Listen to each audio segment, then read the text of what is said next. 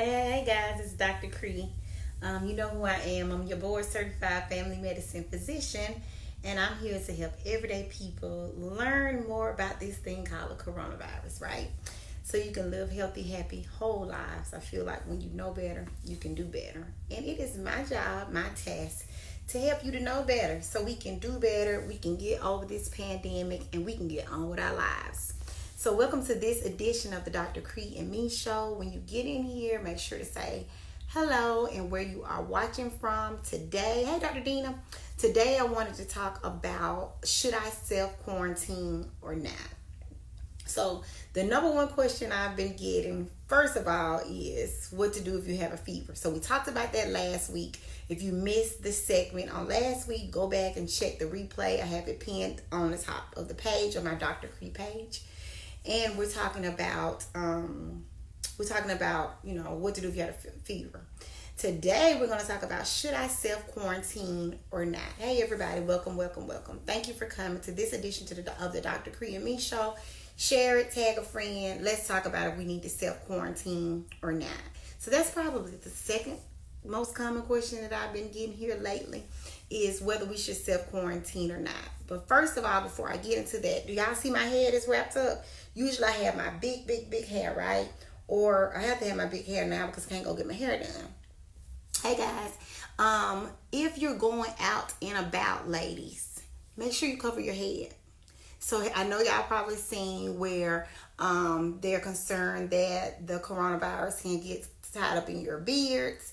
Men, women, you probably got beards now because you can't go get your nails done, right? Can't go get your wax done. But and it can get in your hair. So if I'm out and about, and today I came to the office for a couple of hours, and I keep my hair covered up. Now when I get home, I haven't been around anybody that had normally been around. So usually I get home, take this off, and put it immediately with all my clothes inside of the washer. So if you're going out and if you're going to work and you're essential in healthcare, make sure you cover your head up. So talk to your boss or whoever and see if you're gonna be working with the public. Is it okay that I cover my head? Because I don't want to be being exposed. You see, I don't have my earrings on, and I wear a whole bunch of bracelets. I don't have my bracelets on. I do still have my wedding ring on and my watch, but I probably will lose my watch before I start seeing patients again in a couple of weeks. If you're a patient of Brownstone Healthcare and Aesthetics, I'm still doing telemedicine visits, right? We're doing telemedicine visits for the next couple of weeks until I can get the right mask and the right gowns for us to be able to be covered and protected appropriately for my staff. So let's get down to business. Should I self-quarantine or not? That's a big question. So the first thing is, if you know for 100% sure that you have been exposed to the coronavirus, then yes, number one, say one, yes, I've been exposed to someone that has a positive coronavirus test, then you should consider self-quarantining. But hey, Dr. Kre, I may not have any symptoms. Don't forget about being an asymptomatic carrier. Don't forget that you can be someone that can spread the disease and not know you're spreading it. Because if you've been around someone with a positive, they're in the hospital or they're home self-quarantine, you should probably consider self-quarantining. Now, let's talk about the difference between self-quarantining and social distancing. Social distancing, we're in the house, we're all together. Me, Jay-Zor, we're all in the same room. We're socializing together, we're eating together, we're doing our own thing. Now, I don't let anybody new in my house during these times, and only the people that live there, we're going in and out. However, if you are self-quarantined to your house, that's different than or social distancing. Self-quarantine would mean you would be upstairs in a room off to yourself. Hopefully you have access to one bathroom where you can have your own bathroom. They treat you as if kind of like you're like quarantined, like in your own little space, in own little room with a bathroom, or like your own little, almost like a prison. That's the best way I can describe it.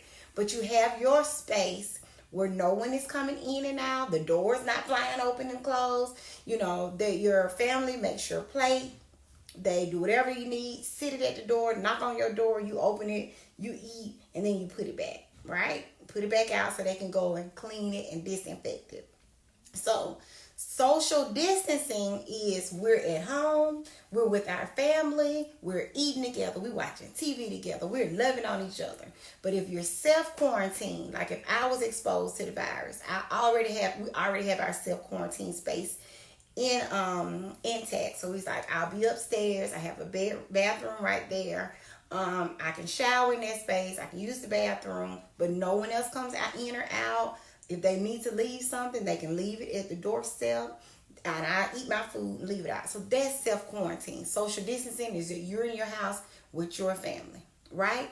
And reminder, if you're going out and about and you got a big old lace front wig on, or men, you got this big old long beard, consider shaving your beard. And women, consider putting something on your head to cover your head if you're going to be out and about. So you self-quarantine, number one, if you were exposed to the coronavirus, someone for sure that had a positive coronavirus test. That's number one.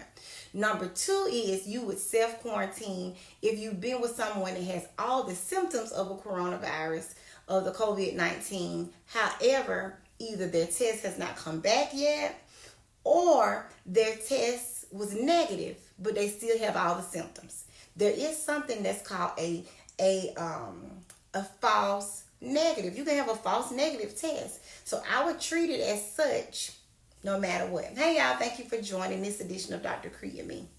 So I would say number one, if I've been around someone that was definitely positive, they have proof to show that they were positive, then you self-quarantine. That's in one room and one bathroom of your house, not all over your house. Because what you don't want to do is spread it if you later get it, because remember, the symptoms don't show up until 2 to 5 days at the earliest, and even 14 days at the latest that you can see symptoms.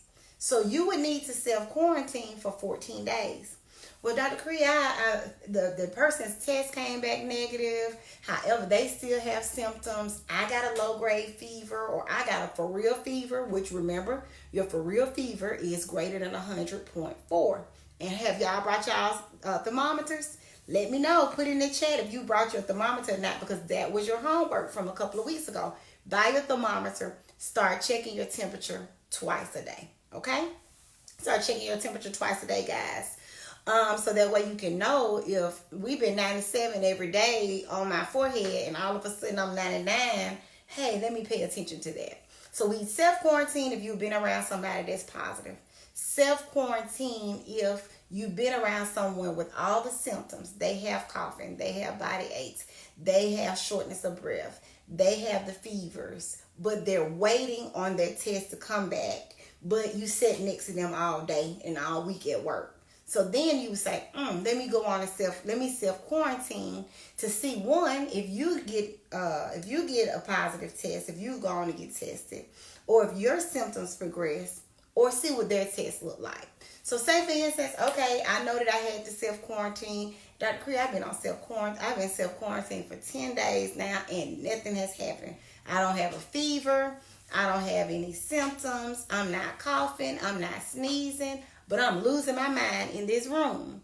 What do you suggest? So you can do one or two things about coming off of self-quarantine.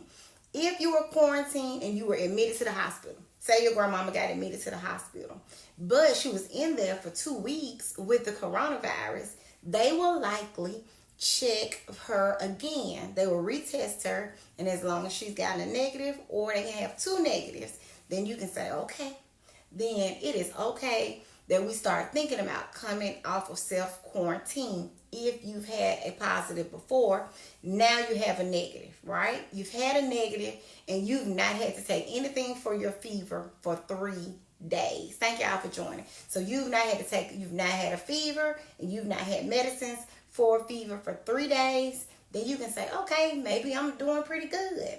And if you've not had any symptoms in the last 7 days, you can come off of self-quarantine. So what do we say, guys?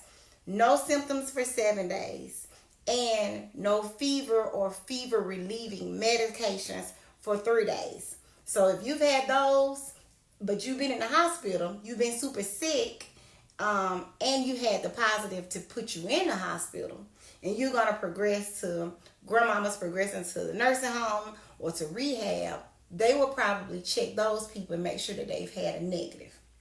However, if you had a mild disease, remember we talked about mild disease. Mild disease is if you've had a fever greater than 100.4, you've had the coughs, you just feel like you got a really, really bad cold.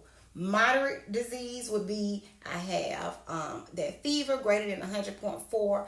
Plus, I kind of, I thought this could be the flu. Let me check and make sure that my flu test was negative. Okay, flu was negative.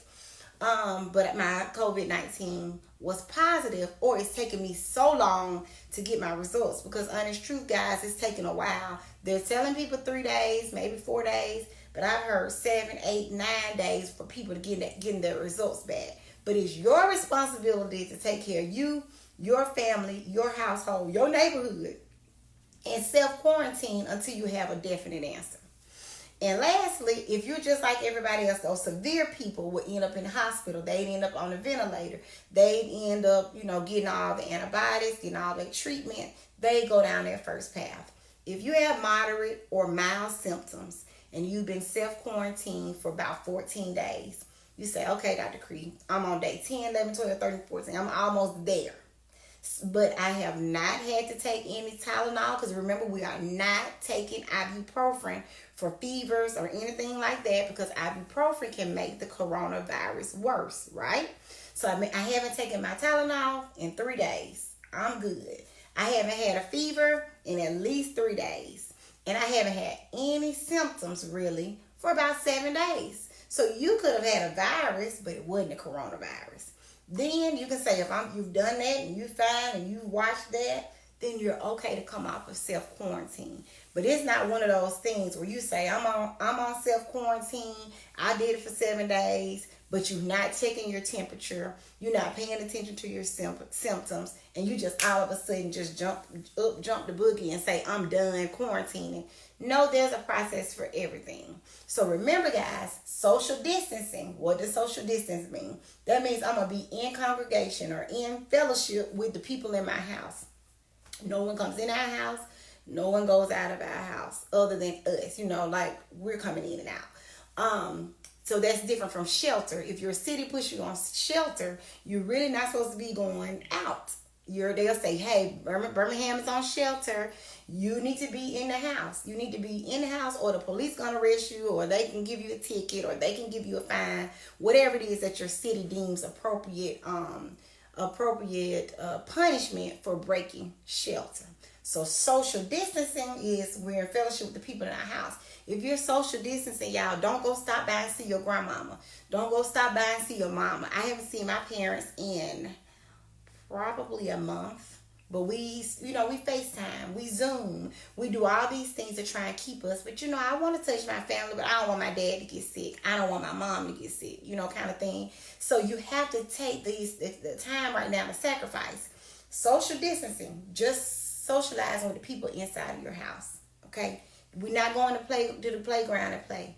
Remember, the virus can live in the air. You sneeze out in the public. You're not dabbing on your sneezing. The virus can live for 3 hours just in the air.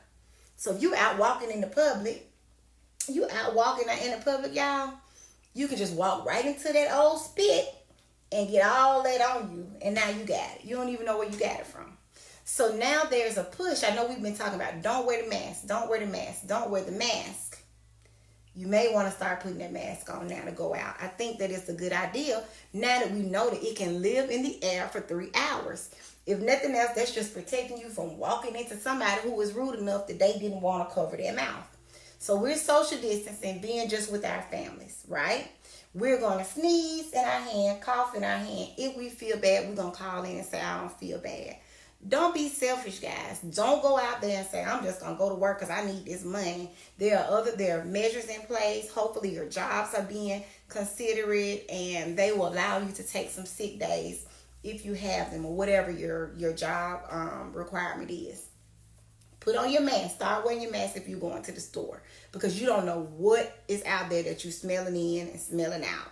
Remember, don't wipe your eyes. It's pollen time, so it's easy to wipe your eyes. So it's spread by droplets. So you can get droplet in your eyes. You can get droplet in your nose doing that. You can smell in droplets. Okay? So you got to just be mindful of that. And remember, self-quarantine is when I'm now separated from the people that I've been in fellowship with inside of my house, to my one room, to my one bathroom that we not sharing with each other. Okay? And they give you your food, you put it back, they clean it with bleach and all that kind of stuff. And you need to do that for up to 14 days. If you've not had a fever for 3 days, if you're not required Tylenol, because we are not doing ibuprofen, remember. And then after that, we will say if you've not had symptoms for 7 days, you've not had fever for 3 days, not had fever medications for 3 days, then you can safely say, I can come out of quarantine. Be mindful of your people. Let's see some questions. Are you in quarantine? No, Umar, I'm not in quarantine. I am doing social distancing. So I'm doing that. I'm still in fellowship with my family. I see my staff a couple of hours out of the day. But when we get to work, everybody checks their temperature. They got to text me their temperature. If their temperature is not like it should be, then they don't get to come to work. So they coming in, they're calling patients back, they're doing refills, that kind of thing. So we're still trying to make it where people can work and still make a living. Hey, Andrea. Make a living, but we're still isolating with patients. I have a very older patient population, so I'm not seeing any patients over the age of 60 in person, but I am seeing them in videos and on the phone calls. And I'm so proud of my patients. They've been getting on that app, hitting it, and let me see their beautiful faces. So hopefully you guys understand the difference between social distancing, that's fellowshipping with just the people in your house, just your house, right? And then quarantining. So self-quarantining or forced quarantining. And then shelter. Shelter is when your city or your state or your government mandates that you have a curfew and you need to be home. But that don't mean everybody go to one house, go to grandmama's house, and we gonna all congregate there. Go to your house. Teach grandmama and them how to FaceTime. Okay? Teach them how to Skype or something. Whatever. You be surprised how resilient your these elderlies are. As long as they got a phone that's not a flip phone, they can hit that button. Show them the buttons to hit. Make it fun. Anyway, I encourage you guys to just be encouraged. We're in this. Alabama's numbers are off the charts. So I'm trying to stay as safe as possible, keep my patients as safely as possible. And the sad thing is, it is going to continue to get worse if people do not stay at home as recommended. Now, I hope that has helped you guys. I'll see you. If some new development comes, I'll come back on Thursday. But for sure, I'll see you next Tuesday at 2 p.m. This is Dr. Kre and the latest edition of the Dr. Kre and Me Show. I'm a board-certified family medicine physician, and I specialize in helping everyday people learn all about whatever they need to know about. And right now, that's COVID-19, aka the coronavirus. We'll be talking about that until we feel that everyone is well-versed and well-educated in all the ways that they can stay at home. Be creative. I feel like when you know better, you can do better. And it's my task to help you to know better and do better. I look forward to serving you. I love y'all. Wash your hands. Dab on that cough, remember? And I'll see you next Tuesday at 2 p.m. Thank you for joining. Share the broadcast and follow me any and everywhere at Dr. Kre. That's DOCTORKRE. I'm on Facebook. I'm on Instagram. I'm on Twitter. Talk to y'all later. Bye.